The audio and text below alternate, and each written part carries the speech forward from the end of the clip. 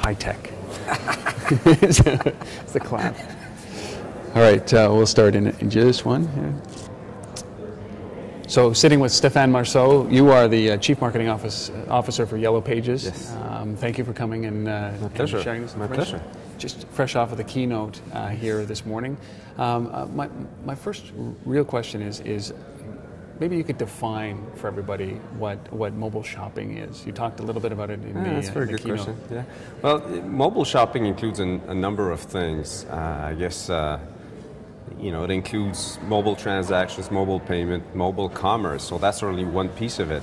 And we think this is going to be a fantastic space in a few years. Not in the distant future, but in a few years it's going to be a great, great space. But right now, where we think the action is for mobile shopping, it's people using their phone, especially their smartphone, to make smarter purchasing decisions and or to find the best deals for them at any point in time.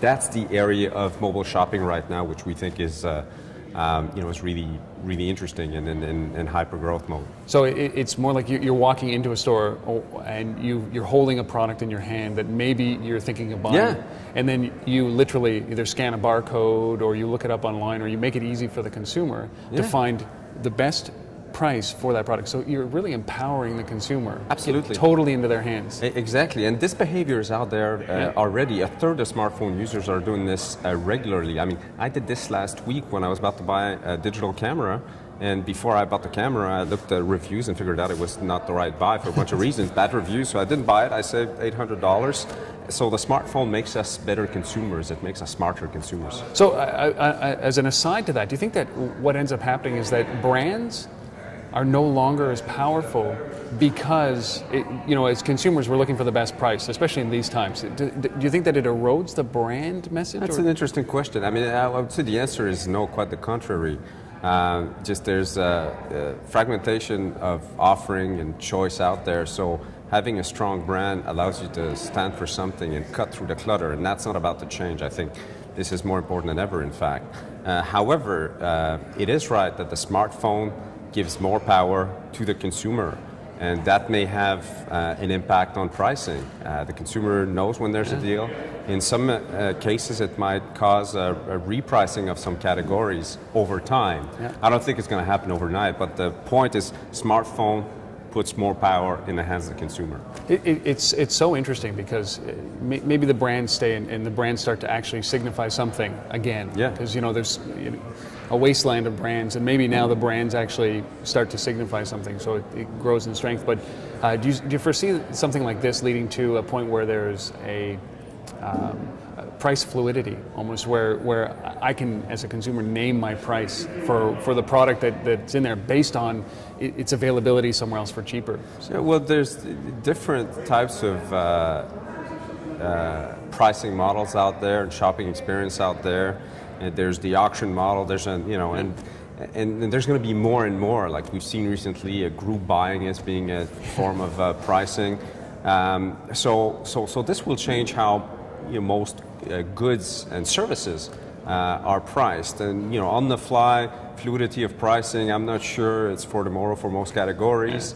We'll see, but there's a lot of I think all this effervescence around shopping, digital shopping and mobile shopping creates a lot of opportunities. It will create a lot of uncertainties in many categories.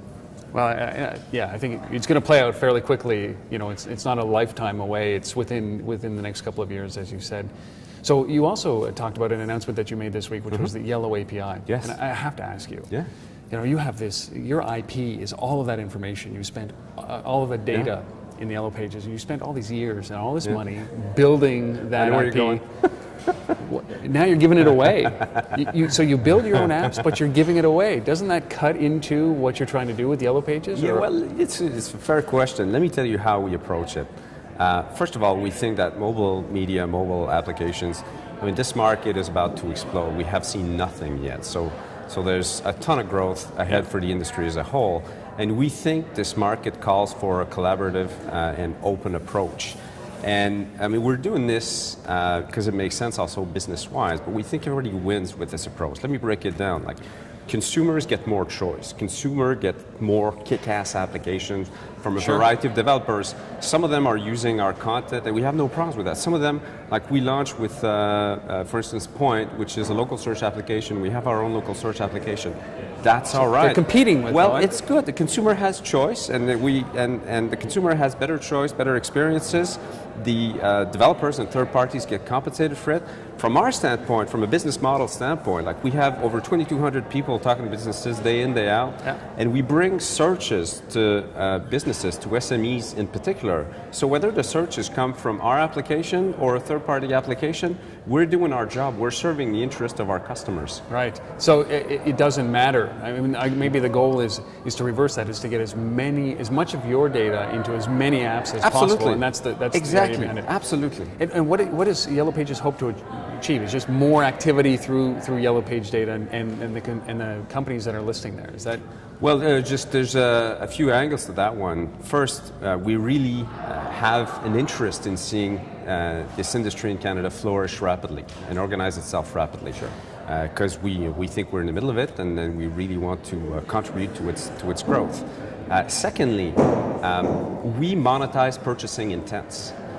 So if the industry generates a ton of purchasing intents, we have more purchasing intents to bring to our customers. We have more value to our customers, and obviously it's good for our own business. There's a clear business model from our standpoint there, because we have the monetization engine. Contrarily to other, companies, monetization for us with 2,200 media account consultants across the country.